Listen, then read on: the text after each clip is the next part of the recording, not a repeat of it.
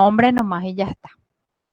Entonces, eso también se puede hacer como para ir fortaleciéndose dentro de lo que sería este aspecto que hace a nuestra profesión, ¿verdad? La elaboración de informes. En cualquier momento se les puede pedir y lo importante es que ustedes también se sientan seguras al momento de realizarlo. Pero bueno, cualquier cosa también me envían, si es que de por ahí tienen que ya hacer para otra materia, entonces, profe, ayúdame a leer, no hay ningún problema, es cuestión de que vayamos coordinando nomás, ¿sí? Bueno, hoy yo quiero avanzar ya con nuestra siguiente unidad, si no hay preguntas, ¿verdad? Eso también, justamente les decía en la clase pasada, si ustedes tienen alguna propuesta más con respecto a nuestra materia, con respecto a algún tema específico que quieran tratar, desarrollar, así como incorporamos el informe psicológico, también puede que tengan así como otras sugerencias también. Entonces, eso van trabajando con la delegada, con Fátima, y creo que Julieta es nuestra subdelegada. Entonces, cualquier cosita a través de ellas podemos ir canalizando también. ¿Ya? Bueno, y hoy vamos a hablar un poco acerca de las crisis vitales. Y hoy le vamos a sacar, digamos, de nuestro maletín ya de conocimientos a, en este caso sería a Erickson. ¿Por qué Erickson? Porque justamente es uno de los teóricos que prácticamente nos habla acerca de las crisis que se pueden presentar a lo largo del crecimiento, a lo largo del desarrollo. Y él nos plantea que esas crisis se pueden dar en las diferentes edades desde el momento del nacimiento hasta la muerte. Creo que todos escucharon, todas y todos habrán escuchado hablar de Erickson, ¿verdad? Entonces, cuando nos estamos refiriendo a Erickson, me imagino que ya ustedes se ubican en esas famosas crisis que se van dando, ¿verdad? Desconfianza básica versus confianza básica, las crisis que se van dando en la etapa de la adolescencia, que tiene que ver con la intimidad, en la etapa de la adultez, etcétera, etcétera, ¿verdad? Entonces, acá de vuelta, nosotros vamos a plantearnos un poco algunas hipótesis teóricas en función a lo que él nos plantea, ¿verdad? Y surge esta pregunta siempre o esta interrogante de si es parte de una transición o necesariamente se tiene que dar así como una crisis, ¿verdad? Una interrupción, un desequilibrio en ese momento de la vida. O si eso puede darse así como naturalmente, ¿sí? También acerca de las preocupaciones por sucesos de la vida, ¿verdad? Que es lo que ocurre también cuando hablamos un poco de aquellos eventos que se espera vayan ocurriendo, ¿verdad? Si ahora nosotros nos ubicamos en la etapa de la adultez temprana, que es la etapa en la que ustedes están, ¿cuáles son las mayores preocupaciones?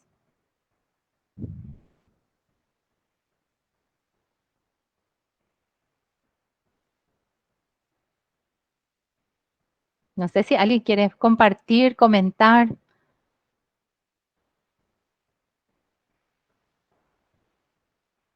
Por lo general, en esta etapa de la adultez temprana, una de las preocupaciones es la independización, ¿verdad? El poder ya valerse económicamente por sí mismo, el poder obtener un trabajo, el poder, ahora ustedes están en el cuarto, el poder culminar una carrera, el poder ejercer la profesión. O sea, son como situaciones que a veces generan esa preocupación con respecto al futuro, ¿verdad?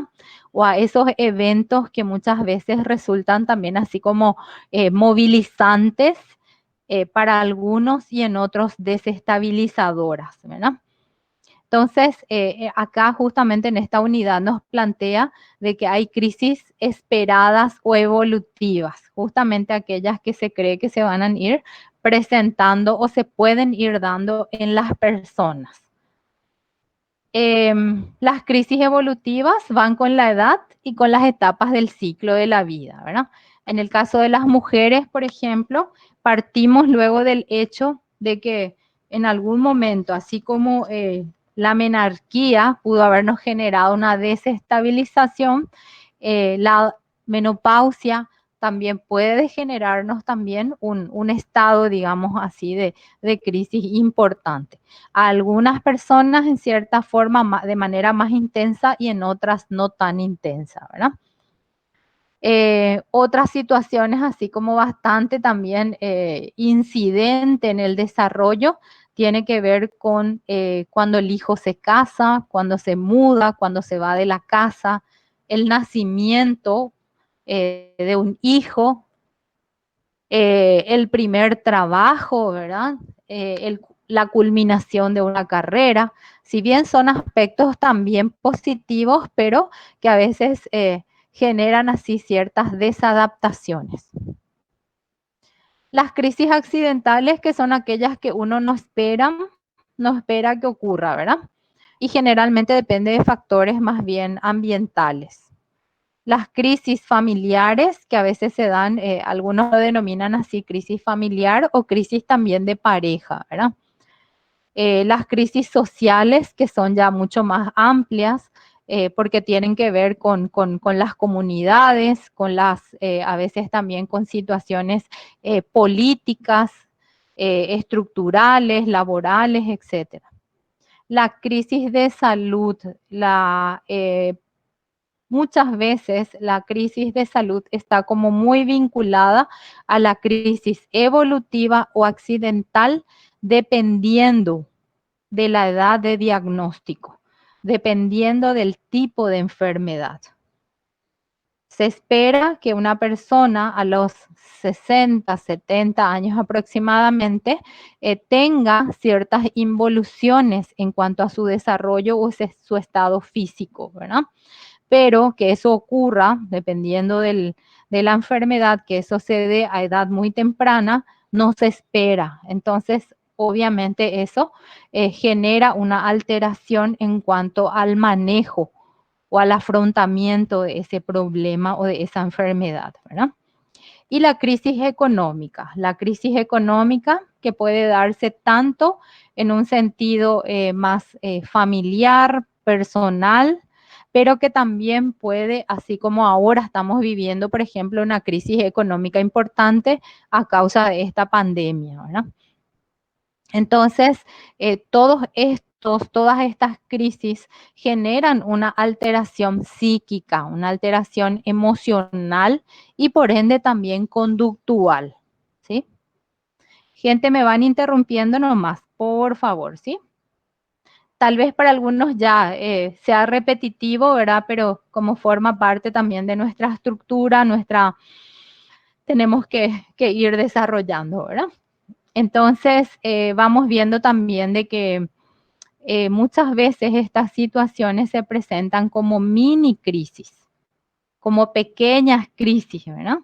Y que depende, por supuesto, de la persona, la posibilidad de afrontarla, ya sea positivamente como una oportunidad y en algunos casos, dependiendo de la intensidad, por supuesto, también las repercusiones pueden ser mayores o negativas, ¿verdad? Que van a generar esa desorganización en la persona.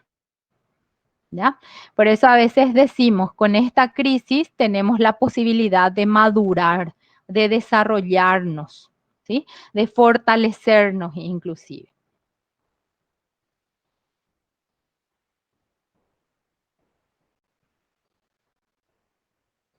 ¿Cuáles son las reacciones emocionales? Y las mismas reacciones emocionales prácticamente cuando se dan esas crisis inesperadas, ¿verdad? ¿Se acuerdan cuando hablábamos de los primeros auxilios psicológicos? Por sobre todas las cosas hay llanto, hay negación, uno trata de justificar la situación que está pasando, ¿verdad?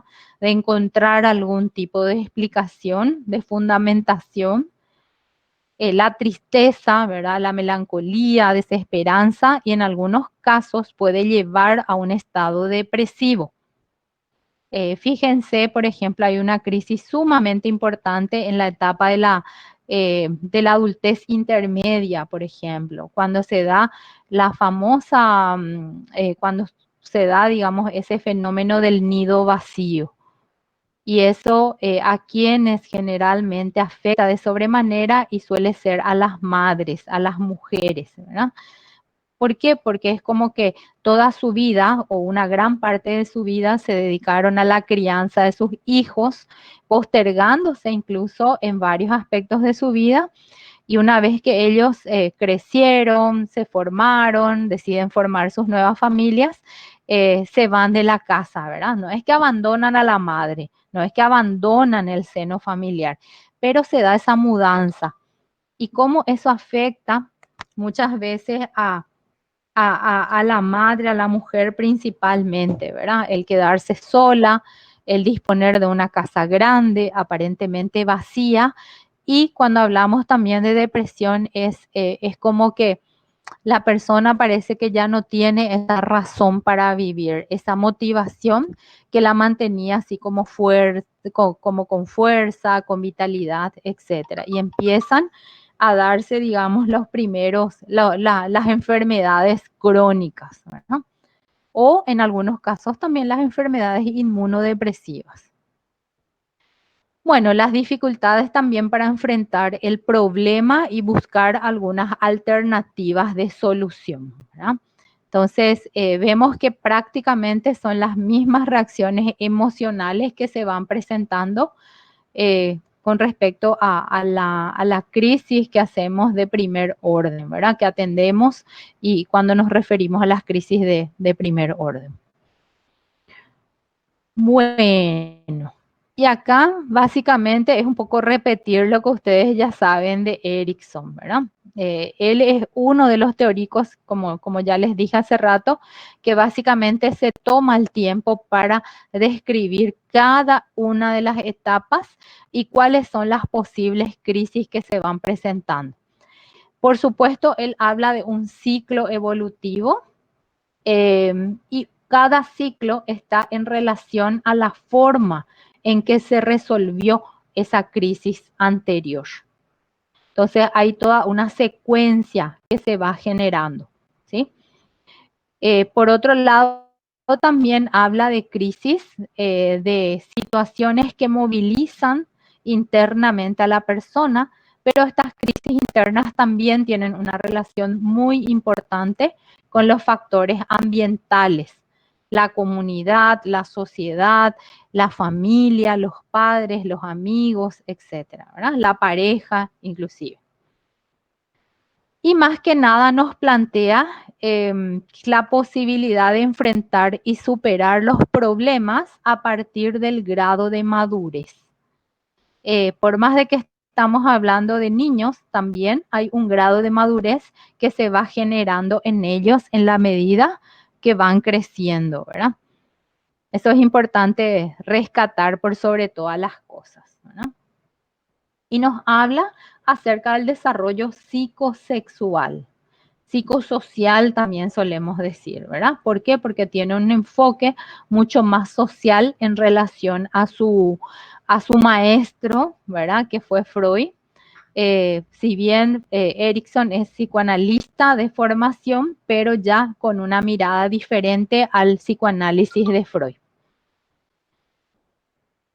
Bueno, cada una de estas etapas tuvo que haberse resuelto para pasar a la siguiente. A veces de manera positiva y en algunas ocasiones de manera negativa, lo que puede afectar ese nivel de madurez.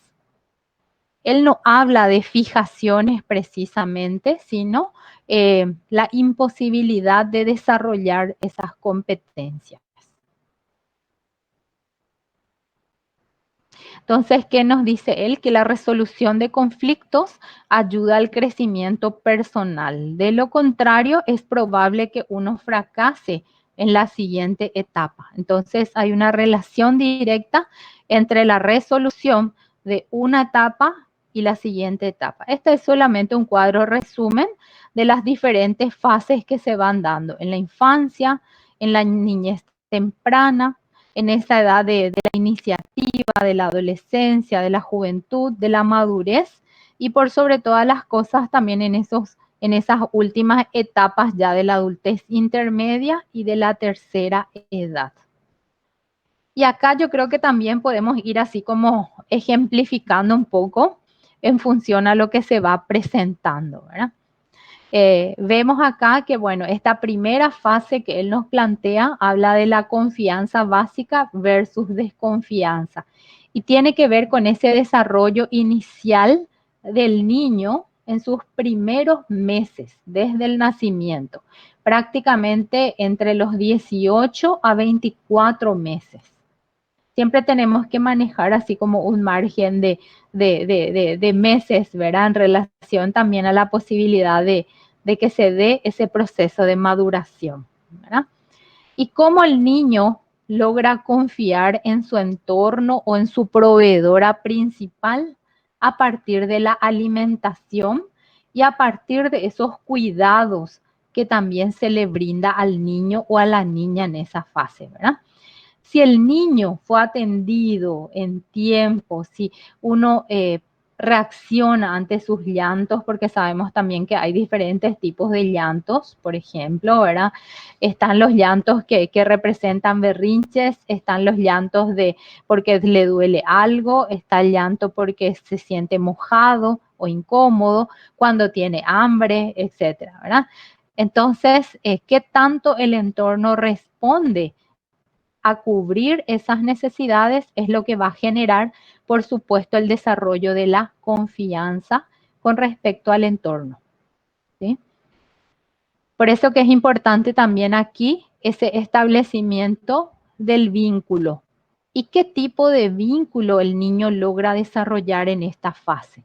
¿Es un vínculo seguro? ¿Es un vínculo ambivalente? ¿Es un vínculo que prácticamente no se da con nadie?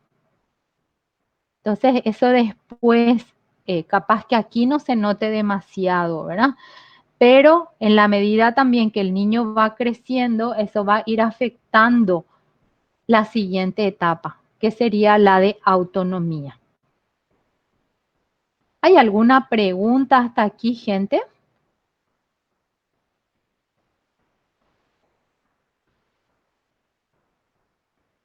Gloria, Julieta. No, profe, porque yo fui tu alumna y ya di todo esto contigo el año pasado. Exacto, ya tienen fresquito, ¿verdad? Bueno, por eso les decía un repaso básicamente, ¿verdad? Bueno, en el caso de los niños se dan varias etapas, ¿verdad? Voy a ir más rápido en esa parte, justamente por lo que dicen ustedes, ¿verdad? Entonces, se da la autonomía versus vergüenza y duda. Entonces, vemos que aquellos niños que en la etapa anterior, digamos, no se desarrollaron dentro de un ambiente de confianza, de seguridad, de protección, eh, muchas veces acá se nota ese temor por explorar los espacios, ¿verdad? Fíjense que en esta etapa de los 2 a 3 años, los chicos no se quedan quietos, ¿verdad? Empiezan a moverse de aquí para allá. Es una de las etapas más riesgosas en el sentido de que quieren salir a la calle, quieren meter el dedo en el enchufe, quieren explorar al máximo, ¿verdad? Si hay escaleras, subírsela, treparse las escaleras, etcétera. Entonces vemos también de que está así como muy asociado a su crecimiento, a su desarrollo, a esa posibilidad que el mismo niño tiene para explorar su entorno, pero a la vez regresar a ese espacio seguro que se fue generando para él. ¿Ya? La iniciativa versus culpa, ¿verdad? Acá hay mucho contenido también psicoanalítico, ¿verdad? Que también está vinculado, por supuesto, a lo que nos planteaba Freud, ¿verdad? El hecho de ensuciarse, el hecho de explorar diferentes espacios, la posibilidad muchas veces también de que dentro de todo él empiece a planificar, a organizar lo que quiere hacer, qué quiere jugar, con quiénes quiere jugar, quiere prestar o no quiere prestar sus juguetes, ¿verdad? Famoso en esta etapa todavía el niño sigue siendo muy egocéntrico. Entonces, ¿hasta qué punto a veces hacemos de que el niño se sienta culpable por lo que está pasando, por no prestar sus juguetes, por querer seguir jugando solo, etcétera, etcétera? Entonces, vemos que la aprobación o la desaprobación ocurre en esta etapa y él ya lo va interpretando, ¿verdad? Incluso vemos que se siente mal inclusive cuando se les está llamando la atención por algo, ¿verdad? O festeja también cuando se producen esos elogios. Esta etapa ya relacionada con la etapa escolar es de mucha producción. Fíjense que el nombre que les pone tiene que ver con la laboriosidad, pero más que eso tiene que ver con la formación del autoconcepto, de la autoestima. Y acá, en esta fase, digamos, del desarrollo, es donde muchas veces nosotros tenemos que detenernos cuando vamos a trabajar con personas, ¿no? Porque tiene que ver ya con esa posibilidad de ampliar sus espacios de intervención. Asisten a las escuelas, ya son más independientes, tienen tareas que ellos mismos deberían hacer, empiezan a darse cuenta también de sus potencialidades, ¿no? Y en la medida que nosotros reforcemos positiva o negativamente esos logros, se va a ir resolviendo también esa crisis. ¿Qué significa eso? Una crisis que muchas veces se genera a partir de esa posibilidad que él tiene de valorarse a sí mismo. Por eso les decía, el crecimiento en función también a su producción, en función a lo que el entorno le está gratificando, le está reconociendo. Entonces, vemos que el autoconcepto se va construyendo. Si bien es una valoración personal, una autovaloración, pero donde los factores externos son sumamente importantes. Lo que dice la profe es un término sagrado, palabra que no se puede contradecir, ¿verdad? Lo que dice papá o mamá se tiene que hacer, ya sea por temor a veces o porque es lo correcto, ¿verdad? Entonces, tiene que ver también con esa posibilidad que el niño tiene de poder conjugar con esas diferentes interpretaciones, órdenes y más que nada con su misma producción, ¿sí?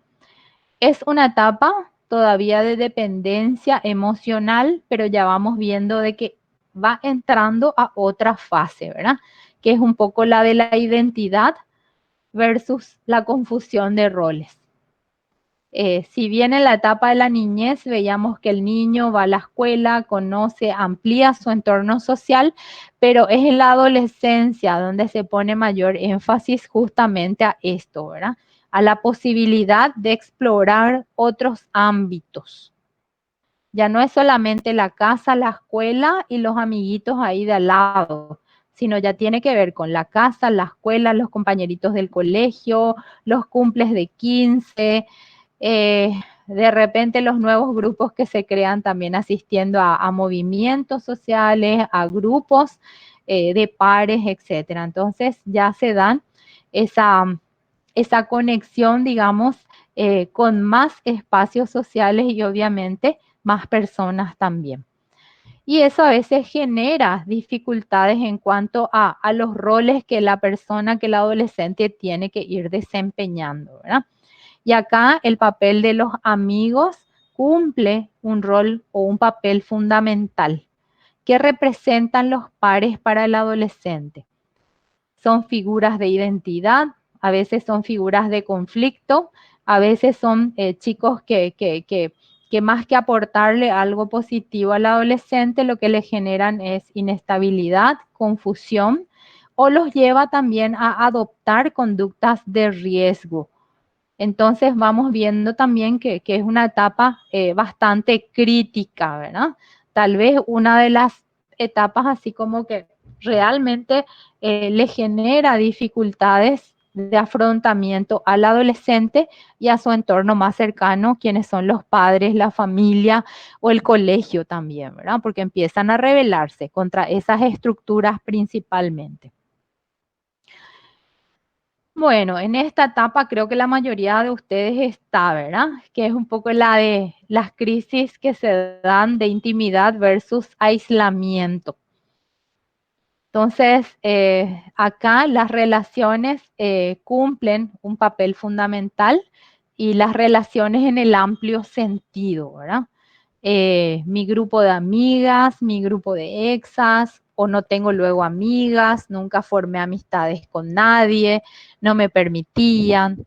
Mi grupo de la facultad, si bien, bueno, estoy siguiendo una carrera, no me siento muy cómoda, mi grupo de compañeros, aparte también de la relación de pareja, ¿verdad? Que es la que se suele dar, o las relaciones laborales. Entonces vemos que relaciones en un sentido amplio tiene que ver con todas esas posibles interrelaciones que se van generando en esta franja, ¿verdad?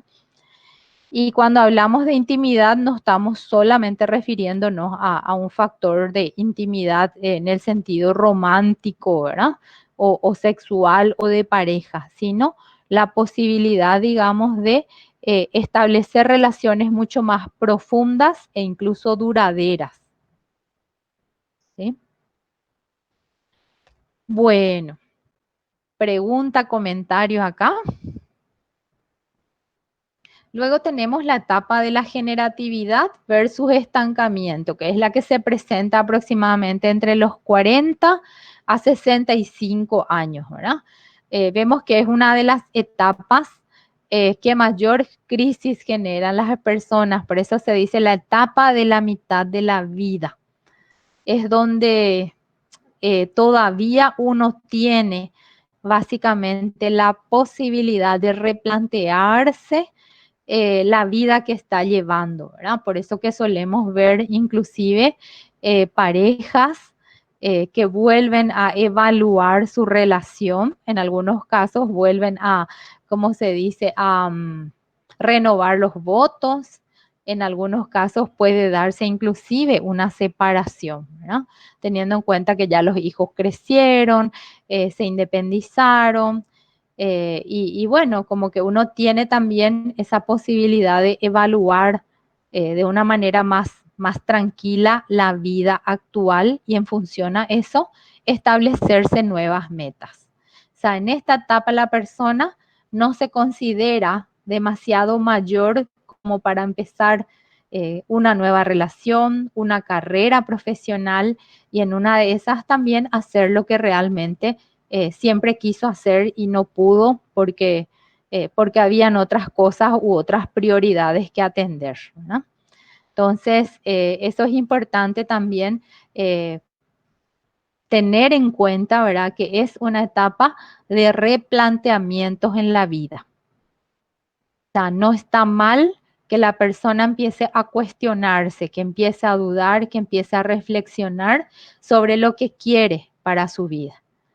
Muchos verán como una cuestión de qué me está pasando, ¿verdad? ¿Será que estoy bien? ¿Estoy enloqueciendo? ¿Qué me pasa? Por eso que me hago este tipo de preguntas, ¿verdad? Y tiene que ver justamente con un proceso normal que se suele presentar en esta fase del desarrollo, ¿sí? Entonces, esto también, y por lo general seguramente que ustedes ven reflejados a sus padres, por sobre todo en esta fase del desarrollo. Inclusive un cambio de carrera, seguir la carrera que siempre quiso, inclusive fíjense que a los 65 años muchos tienen ya la posibilidad de jubilarse, entonces eso también les permite replantear un poco esos últimos años de vida, teniendo en cuenta el promedio, ¿verdad?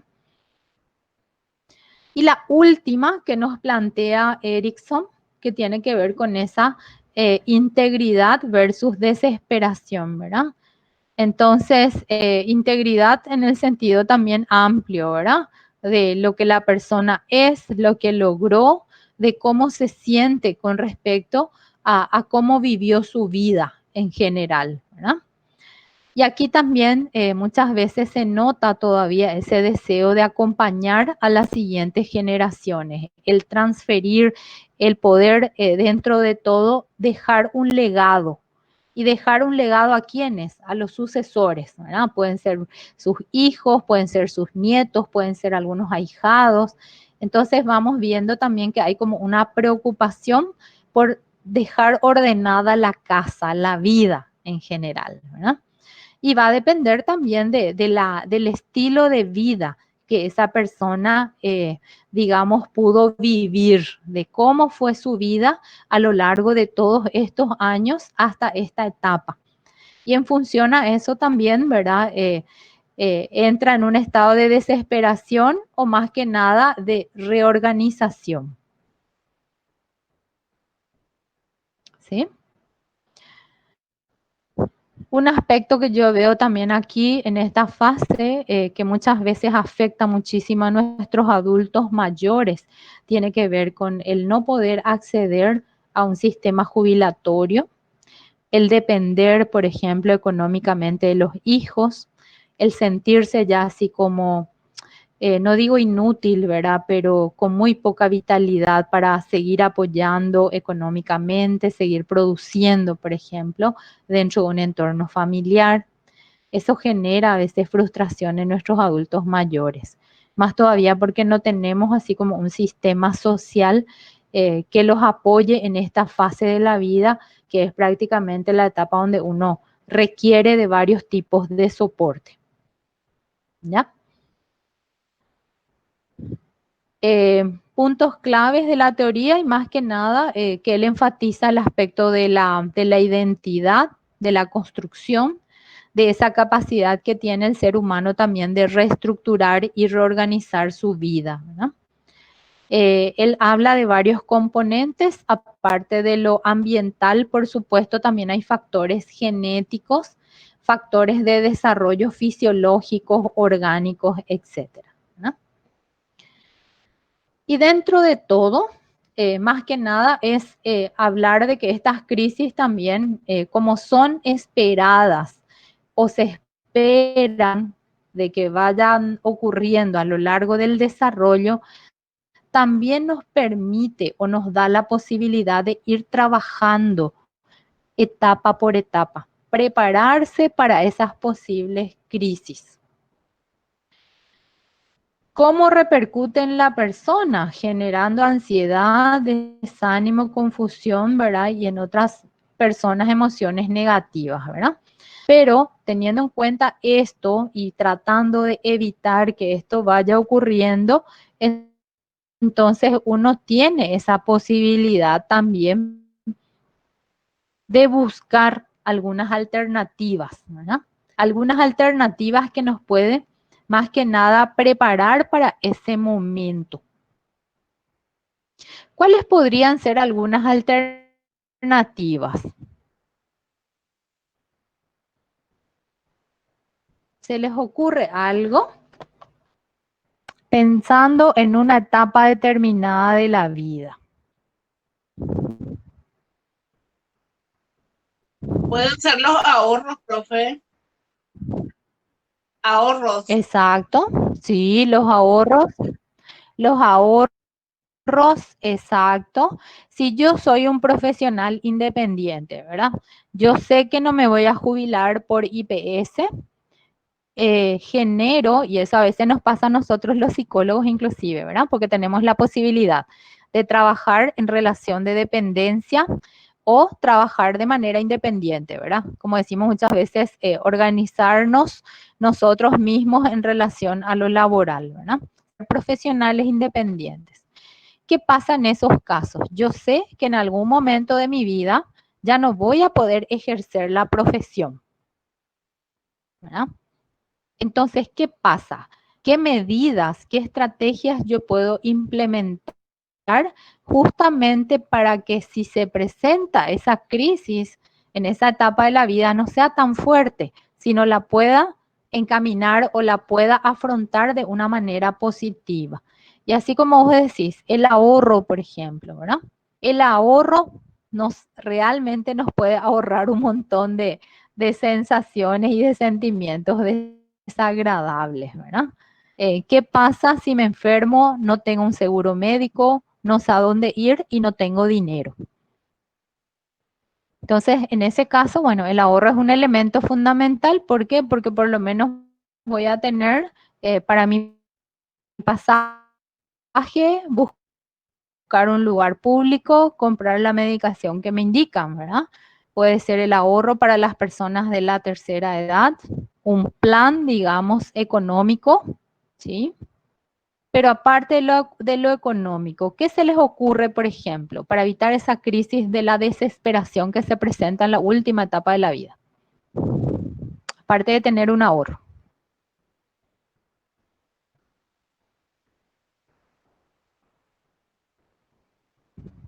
¿Qué recomendarían ustedes como psicólogos?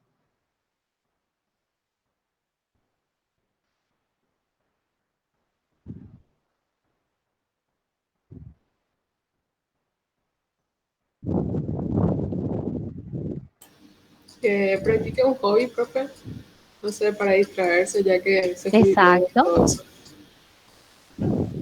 exacto.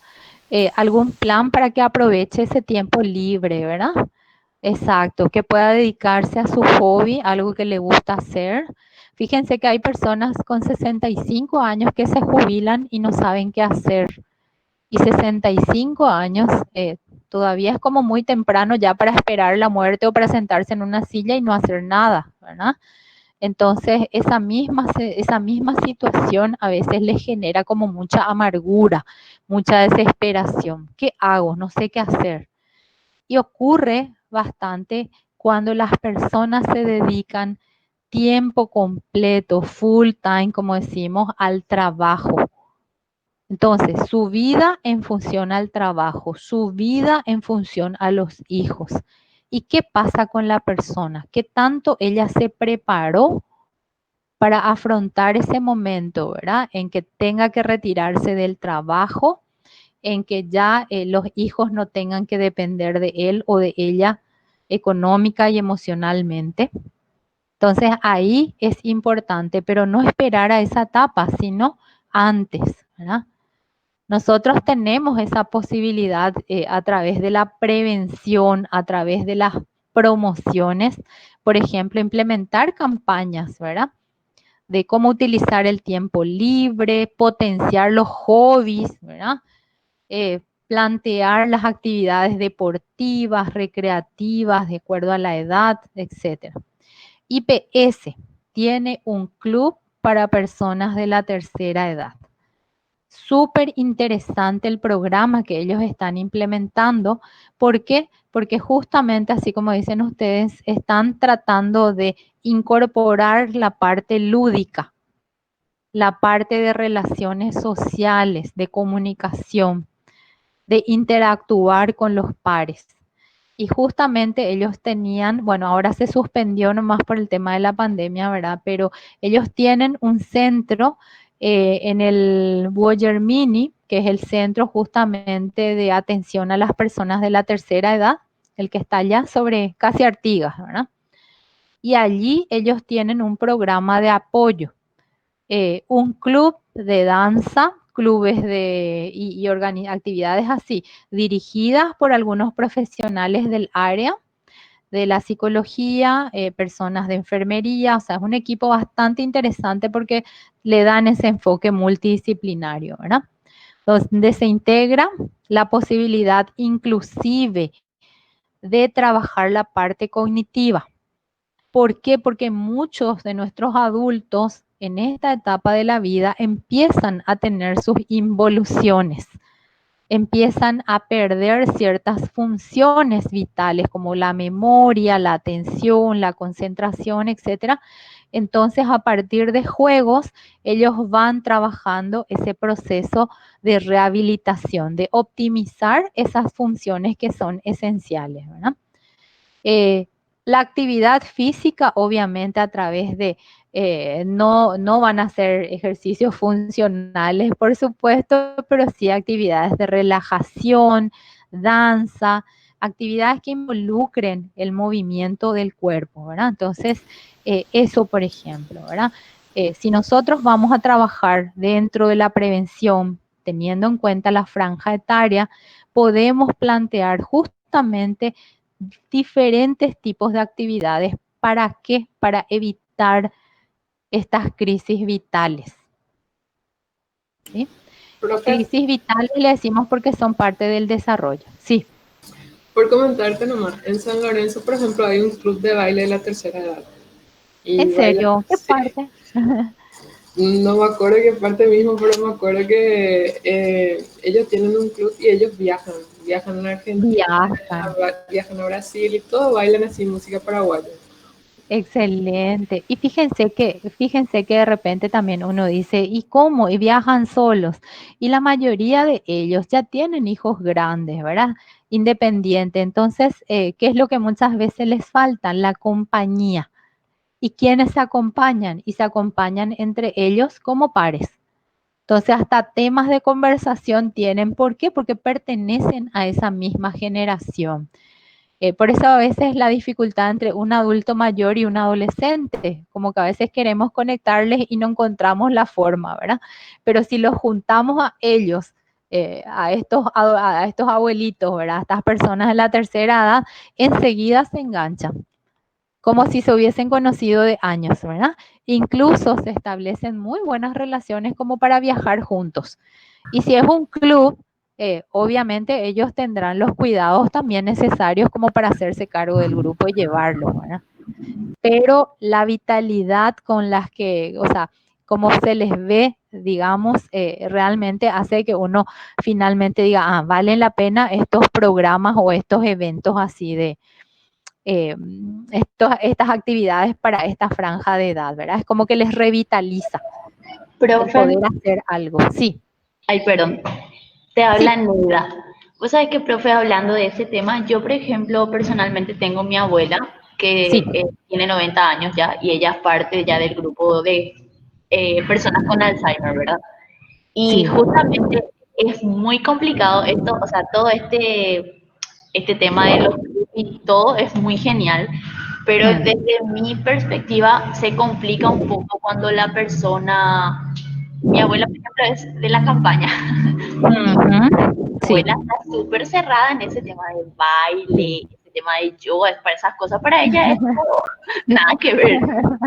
Nada Es que ver. muy Sí. costoso, se puede aplicar, pero también depende de la persona y de dónde la viene la persona, porque en el caso de mi abuela, por ejemplo, no me va a hacer un dibujito, no me va a jugar con tarjetitas y nada de esas cosas, Ajá. porque para Así ella mismo.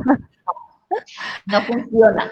Y pues otra, Claro, claro, era nada más claro. comentar eso de tipo, de tener en cuenta cuando de repente le llega un paciente a alguien, tipo ver bien de acuerdo a su ámbito social también, porque hay veces Sí. que uno, por más que quiera recomendarle y capaz le guste, dentro de todo no se va a sentir cómodo la persona otra vez y al final va a ser totalmente otro efecto.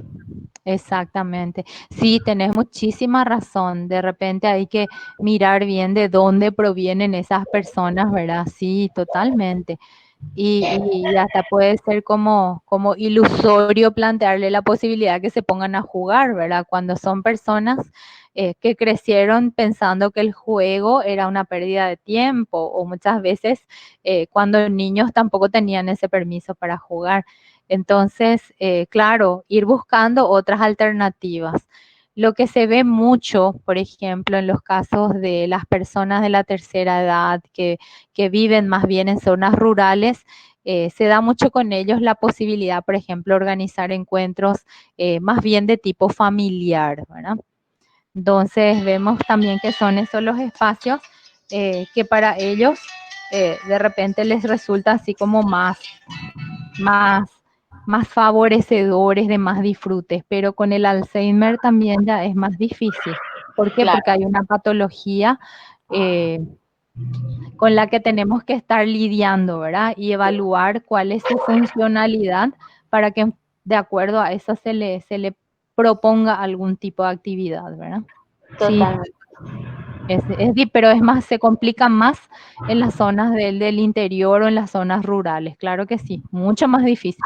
Inclusive, de repente, traer a nuestros papás que viven en San Lorenzo para que formen parte de estos programas de IPS, por ejemplo, si IPS tiene un plan acá en Artigas, ¿verdad? Tenemos que ver quién le trae, quién le lleva, cómo viene, cómo se va, etcétera, porque hasta eso se dificulta cuando la persona ya no puede en forma independiente manejarse.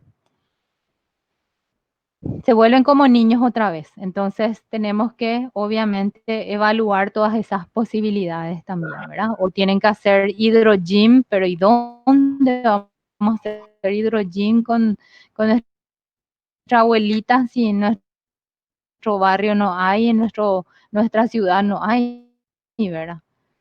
Hay muy Así poco mismo. luego, Pero profe. bueno, de acuerdo entonces a las posibilidades o a la población con la que nos gusta, hay pocos todavía, sí. Es que no hay un plan de inversión justamente en este sector, en estas personas, ¿verdad? Con los niños es como que sí, hay más alternativas. Con los adolescentes un poquito más dependiendo de las zonas también, ¿verdad? Porque a veces le decimos a los chicos, bueno, vayan a hacer actividad física en el parque del barrio, pero no hay un parque, por ejemplo, en el barrio, no hay una ciclovía, ni siquiera hay posibilidades de andar en bicicleta, ¿verdad? Entonces, eso claro que va a dificultar mucho más, salvo aquellas personas que económicamente puedan o acceden a los clubes, ¿verdad? Pero eso es así como para un sector también bastante limitado, no es para todos.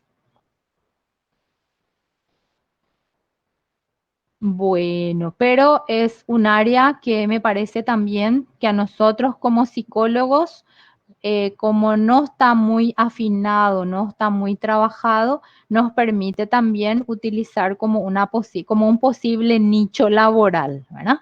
Entonces, pensando un poco, hay personas que les encanta trabajar, qué sé yo, con niños, otros con adolescentes y otros con adultos. Entonces, por ahí también ir pensando ya en esa población de interés y sobre esa base proyectarse los posibles programas que se puedan implementar.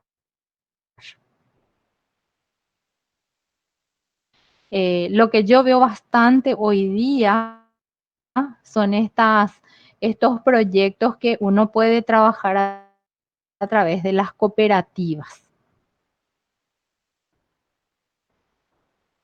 No sé si les pasa también a ustedes en su comunidad, ¿verdad? Si hay una cooperativa en el barrio, si hay una cooperativa en la ciudad. Entonces, ¿qué proyectos ellos van implementando para las diferentes etapas? Nuestras señoras más mayorcitas del interior, por ejemplo, para ellos la parte espiritual es fundamental, ¿verdad?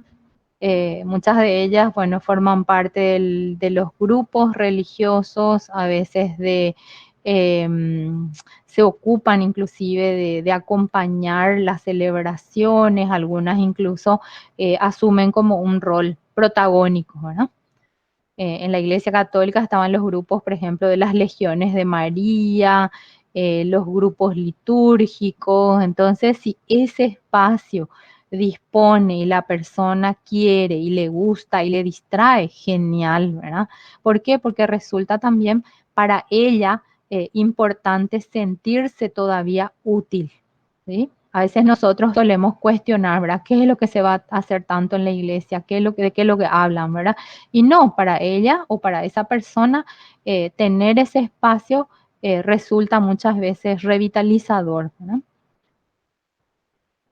Bueno, ¿qué hacer ante una crisis vital? Dice, ¿verdad? Y más que nada es, acá hay una propaganda prácticamente, ¿verdad? Acudir al psicólogo en caso, ¿verdad?, de que se requiera de un proceso terapéutico, ¿verdad?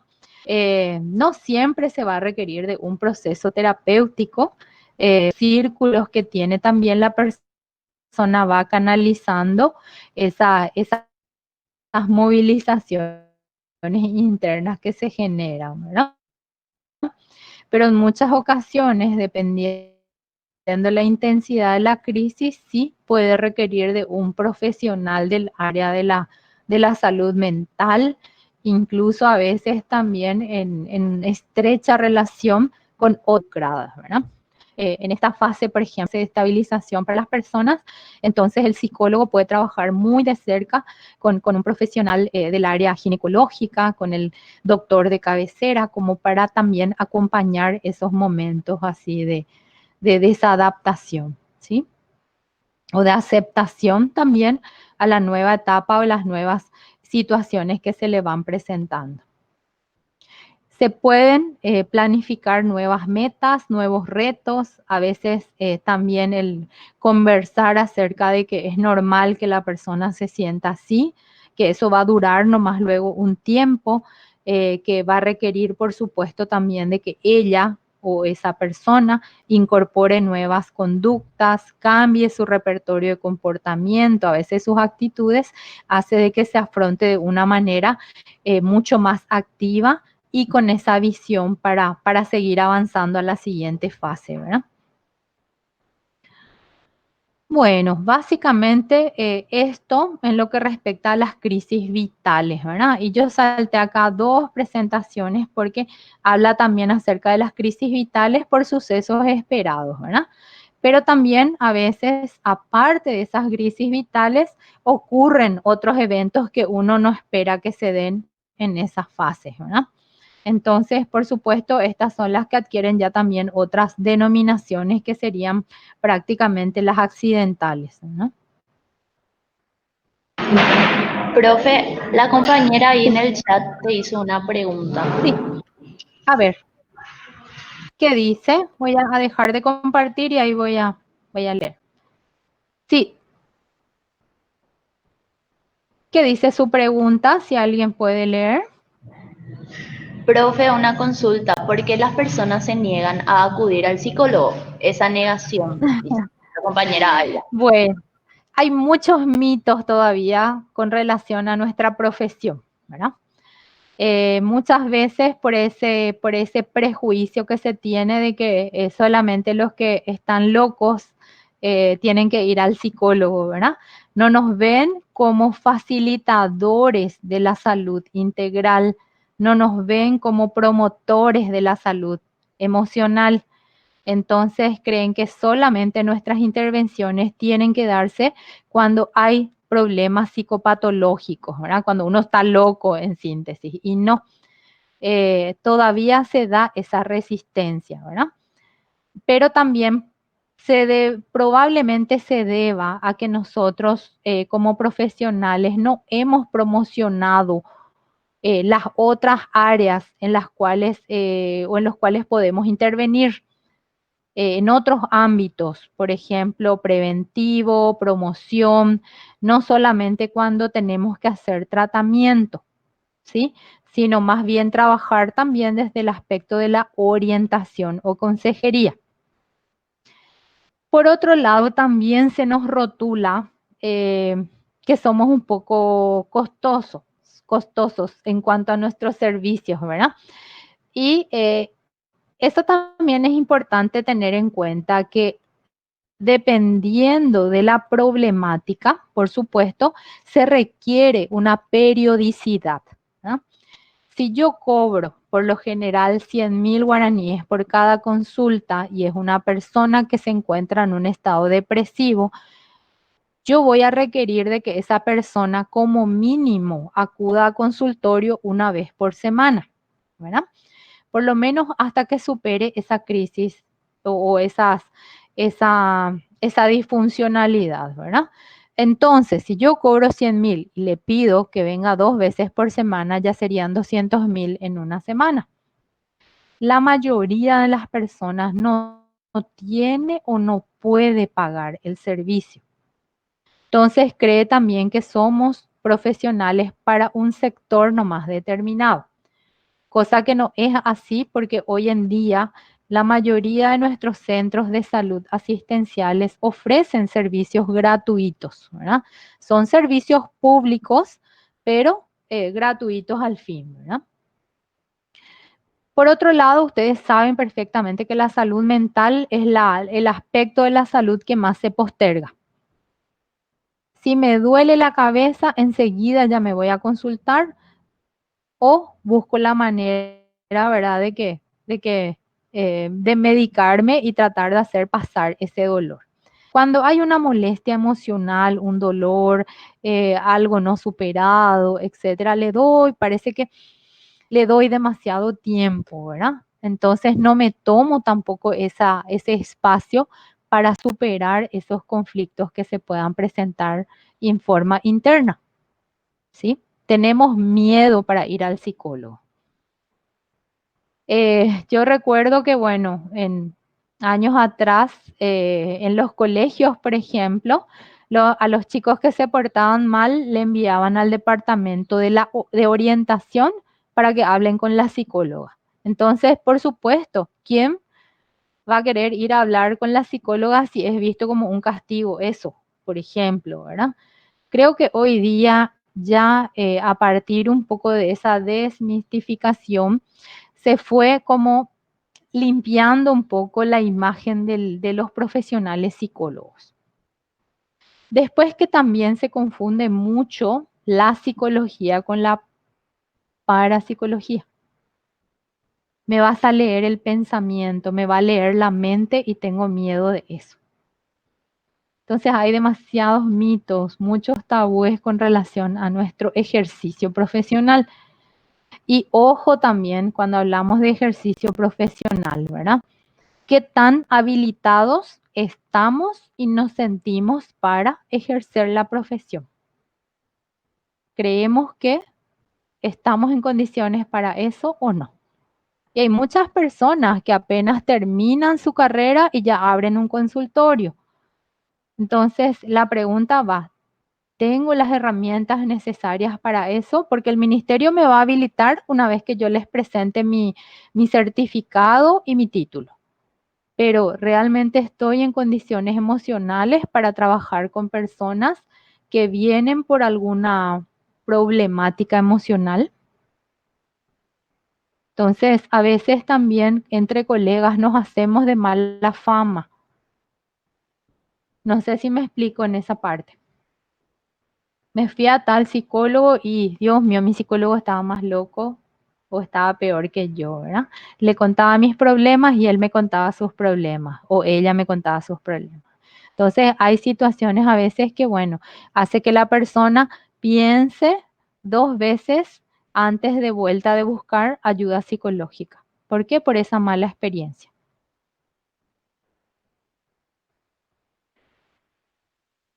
No sé si respondí a la pregunta.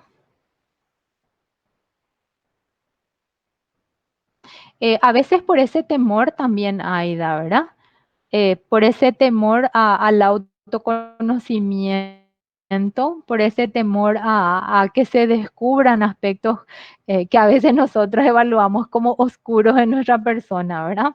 Hay gente que le tiene miedo. Sí, para empezar, dice, a trabajar con un psicólogo experimentado. Lo ideal siempre es, yo creo que por eso están pensadas las prácticas, para que ustedes siempre se sientan así como cada vez más seguros o seguras en lo que van a hacer. Un profesional que les pueda orientar, que les pueda acompañar, que pueda supervisar, por ejemplo, los casos que ustedes están llevando. Eso perfectamente se puede hacer al comienzo del ejercicio profesional, ¿verdad? Entonces ustedes terminan su formación y después se alían junto con otro profesional, a veces como oyente, como apoyo, como asistente, o a veces también pidiéndole la supervisión de los casos que están llevando. Sí, eso les va a dar seguridad. Hay personas que dicen, no, ya me formé, mis 5 años de facultad, hice mi maestría, hice mi posgrado, hice mis prácticas y me siento en condiciones. Entonces se lanzan individualmente. Ya va a depender de cada uno. Pasar muchas veces por el proceso psicoterapéutico ayuda también como para aproximarse a lo que es la realidad clínica, ¿verdad? Que es lo que muchas veces los compañeros de ustedes o aquellos ya que terminaron la facultad han solicitado, ¿verdad? pasar por esa experiencia como pacientes, pero a la vez también ya como para ir observando en principio cómo es la dinámica en un consultorio, que es lo que también queremos hacer, ¿verdad? Otra pregunta, comentario. Bueno, tenemos que hacer terapias nosotros. Hay profesores que dicen que sí, hay otros que dependiendo de cómo ustedes se sientan. Esa autovaloración es fundamental. Em, Parto un poco de una experiencia justamente con chicos del último año, con quienes me tocó trabajar, ¿verdad? Hay personas que, pero tiemblan cuando van a hacer una entrevista, hay personas que temen vincularse con otra persona, ¿verdad? Se ponen muy ansiosas, muy nerviosas, personas que son sumamente tímidas, ¿verdad? Personas que tienen historias, ya sea de maltrato, de abuso, de cuestiones así no resueltas que sí probablemente requieran de algún tipo de acompañamiento terapéutico, ¿sí? Antes de ejercer la profesión. En otros casos, capaz que no haga falta una terapia, pero sí sesiones de acompañamiento, como les decía, de supervisión, ya con respecto a los casos que está llevando adelante.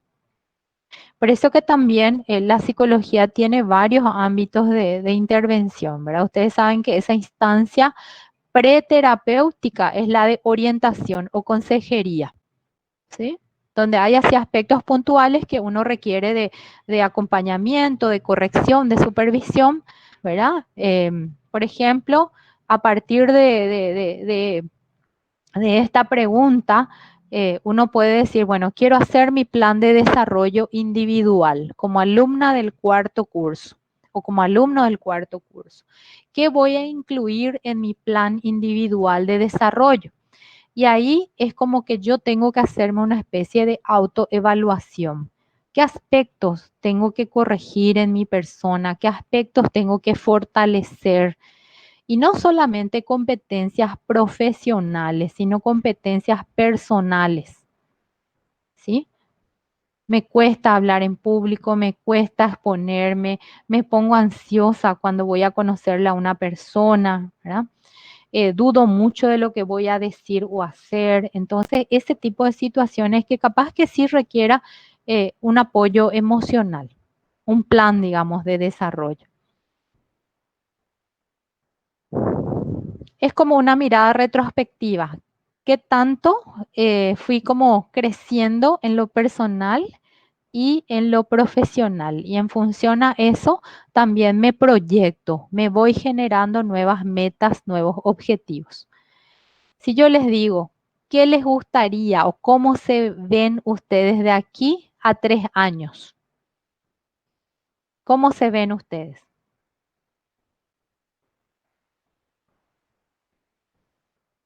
Trabajando, ejerciendo la profesión, algunas me dirán haciendo mi maestría, viajando, haciendo especializaciones en otros países. Tal vez alguna me diga, no, profe, yo necesito trabajar y seguir trabajando porque tengo una familia, pero igual quiero seguir capacitándome. Otras a lo mejor dirán, y bueno, terminar la carrera y abrir mi microempresa, abrir mi consultorio, etcétera, ¿verdad? Espero con mi título universitario. Genial, Carmen. Claro. Y eso es lo importante, que ustedes se vayan estableciendo metas de corto, mediano y largo plazo. Y en función a eso, también ustedes van estableciendo los requerimientos, pero también valorando lo que ya saben, lo que ya tienen. No es que llegan al cuarto curso sin saber nada. No, al contrario, muchas veces lo que tenemos que hacer es desempolvar esos conocimientos que fuimos adquiriendo. Entonces, no es que nuestra mente está en blanco y tenemos que empezar cada año de cero, no. Tiene que ver con esa posibilidad de refrescamiento, como se dice, ¿verdad? La posibilidad de desempolvar eso que ya nosotros fuimos adquiriendo con los años. Por eso la vez pasada cuando les decía, En el informe pueden integrar las evaluaciones que ustedes ya saben, ¿verdad? Los instrumentos que ustedes aplicaron, saben cómo corregir, saben cómo interpretar. Esos instrumentos, por ejemplo, ustedes pueden ordenar en un maletín de trabajo. Entonces, cuando se les pida evaluación, orientación vocacional, entonces, yo tengo esto, esto y esto y esto. Entonces, ya van quitando de ese maletín aquellas herramientas. La misma cosa hacia lo personal también, ¿verdad? Entonces, no solo en la parte profesional, sino desde lo individual y personal.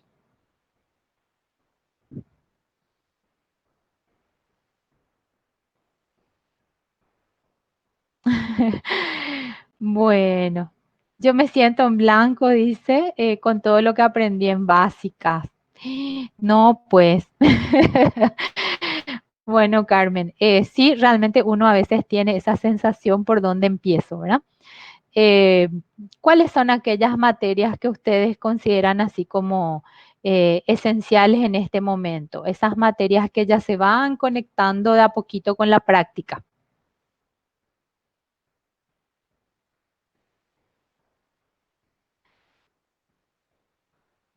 Psicometría, psicopatología, pero para llegar a psicopatología tuvimos que haber partido de los aspectos esperados en el desarrollo, ¿verdad? Ahí yo saco mi materia, psicología evolutiva, por ejemplo, ¿verdad? Después psicometría, psicopatología ahora en el cuarto. Entonces, así como que van rescatando aquellas materias, aquellos contenidos que ustedes fueron desarrollando a lo largo del tiempo, ¿sí?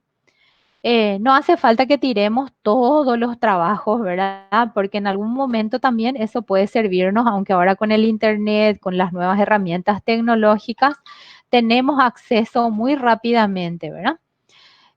Los test no tiren, al contrario, traten siempre de guardar en un lugar específico, ¿sí? Y vayan clasificando. Clasifiquen los materiales en función a las posibles utilidades a corto, mediano y largo plazo, ¿verdad? Por ejemplo, algunas estrategias pedagógicas, ¿verdad? Cómo armar un plan. Yo sé que ustedes en básica salieron ya con esa posibilidad después de la docencia, ¿verdad? Porque salen con una salida lateral de la docencia.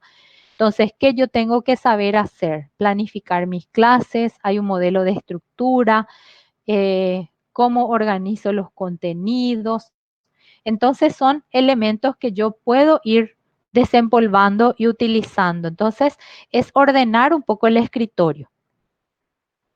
No sé si hay alguna materia de por ahí que usted diga, nunca más voy a sacar esto a luz, ¿verdad? Ya no me sirve, ya pasé. No quiero ser grosera con ninguna materia, ¿verdad? Pero hay algunas que ya no voy a usar. Ya pasé y ya pasé, ¿verdad?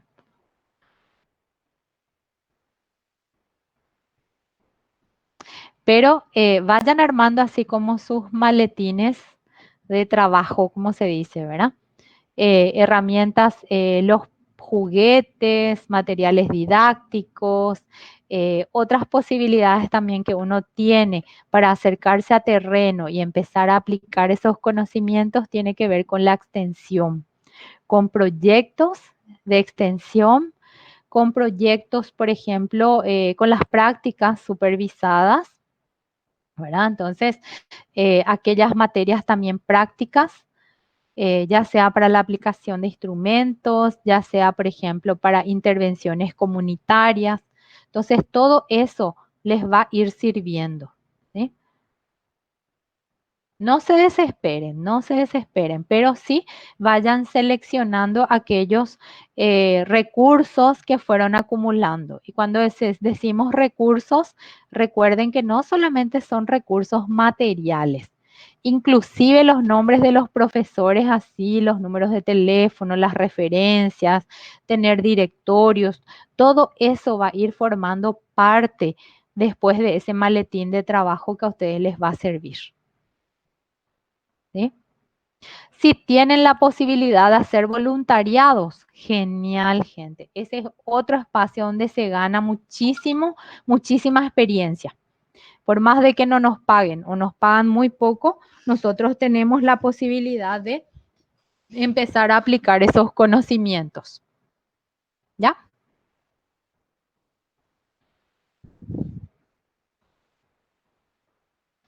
Bueno, ¿algún comentario, pregunta?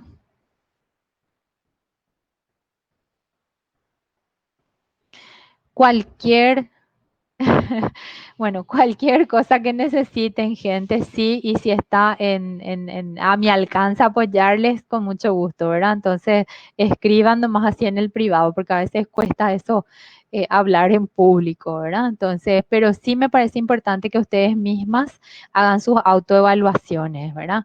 ¿Qué creo, qué considero que me falta, qué tengo que fortalecer en mi persona? A nivel profesional, creo que me gustaría especializarme en esto. Entonces, uno puede ir como ya formándose dentro de esos ámbitos, ¿verdad? Elegir una corriente por ahora creo que es muy rápido, pero sí, si ustedes ya se sienten así como atraídos o atraídas por alguna corriente psicológica en especial, entonces también ya van investigando, van buscando así como centros incluso de formación. Sí pueden participar de los foros, seminarios, todo eso ayuda. Ayuda muchísimo a que uno también vaya visualizando el alcance de nuestra carrera, que no es solamente intervención en consultorio, porque a veces la psicología clínica se relaciona directamente con atención en consultorio. Y nuestra carrera es bastante, nuestra especialidad es así bastante versátil en el sentido de que podemos trabajar inclusive en ámbitos educativos e inclusive laborales y, ¿por qué no, comunitarios? Entonces tenemos nosotros esa ventaja. El psicólogo educacional puede hacer consultorio a partir de acompañamientos pedagógicos, ¿verdad? Pero el psicólogo clínico perfectamente puede integrar un equipo de psicólogos en un colegio, por ejemplo, ¿verdad? No nos desesperemos. Vayamos armando nuestro plan si les parece, un plan de desarrollo individual. Y podemos individualmente, inclusive después, conversar sobre eso y qué áreas se precisa, por ejemplo, fortalecer, ir buscando así como alternativas, ¿verdad? Algunas alternativas que la misma facultad nos puede ofrecer y otras que a lo mejor vamos a tener que buscar externamente. Pero ese plan de desarrollo, yo les cuento que es sumamente útil. Tememos un poco para hacer, nos cuesta a veces plantearnos, pero es sumamente necesario. Y si lo escribimos, sí que mejor todavía. Bueno, gente, un gusto de vuelta a encontrarme con ustedes hoy. Por favor, avancen con la tarea. Creo que puse justamente como fecha límite al 20 de noviembre. O sea, tienen todo este fin de semana hasta la próxima como para que puedan ponerse al día. Los borradores me pueden pasar al correo, entonces yo tengo la posibilidad de ir corrigiendo y enviándoles de vuelta la retroalimentación. Así les marco en un color determinado como para que ustedes vayan viendo dónde hice esos ajustes. ¿Les parece?